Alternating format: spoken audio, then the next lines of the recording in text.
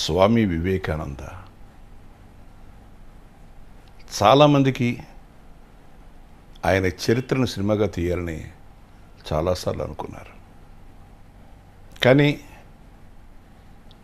సాహసించి ముందుకు వచ్చిన వాళ్ళు ఎవరు లేకపోయారు. బుజ్జి నాకు 25 ఏళ్ల నుంచి బాగా తెలుసు. ఒక చిత్రకారుడుగా అపురూపమైన చిత్రాలని చేశాడు.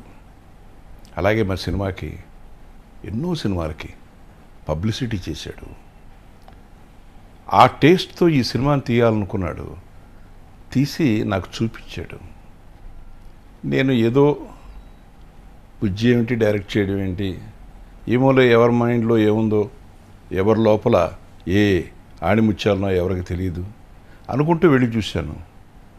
చూస్తే చిన్నపిల్లల్ని పెట్టుకుని అందరూ చిన్నపిల్లలతో పెద్దవాళ్ళ వేషాలు, రామకృష్ణ పరమహంస గారి లాంటి వేషాలు వేయించి ఈ సినిమాను చూస్తే నిజంగా చాలా ఆశ్చర్యపోయాను. ఎంత బాగా తీశాడో, ఎంత ఆర్టిస్టిక్గా తీశాడో, ఒక్కొక్క ఫ్రేము ఎంత చక్కగా ఉందో చూస్తే నాకు అనిపించింది నిజంగా లోపల ఒక మనిషిలో నిగూఢంగా ఎంతో శక్తి సామర్థ్యాలు దాగుంటాయి అని. మ్యూజిక్ తనే కంపోజ్ చేసుకున్నాడు. మరీ ఆనందం వేసింది. పాటలు చాలా బాగున్నాయి. అన్నింటినీ మించి ఇవాళ మన దేశం, మన మనుషులు, మన పిల్లలు రకరకాల పాశ్చాత్య పోకడలో పోతున్న సమయంలో అసలు భారత జాతి గురించి ఒక గొప్ప భారత పౌరుడుగా, రామకృష్ణ పరమహంస లాంటి ఒక గొప్ప జ్ఞానికి ఒక గొప్ప శిష్యుడిగా, తన్ని కని పెంచిన తల్లిదండ్రులకి ఒక గొప్ప బిడ్డగా,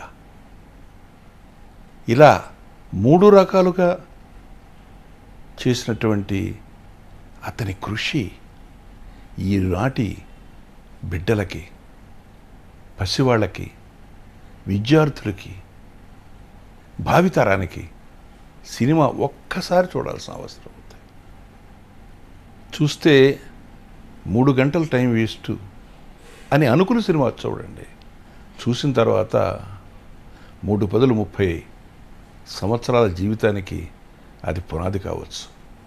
అందుకే ప్రతి బిడ్డకి ఈ సినిమా చూపించండి. సినిమాగా చూడకండి, ఒక జీవితంగా చూడండి. ఇలాంటి గొప్ప వ్యక్తి మన భారతదేశంలో పుట్టి భారతదేశానికే గర్వకారణం అయ్యాడని జనానికి చెప్పడం కోసం ఒక్కసారి మీ బిడ్డలకి సినిమా చూపించండి. ఈ చిత్రంలో నటించిన నటీనటుల్ని, సాంకేతిక నిపుణుల్ని అందరినీ మనసారా అభినందిస్తున్నాను. Thank you.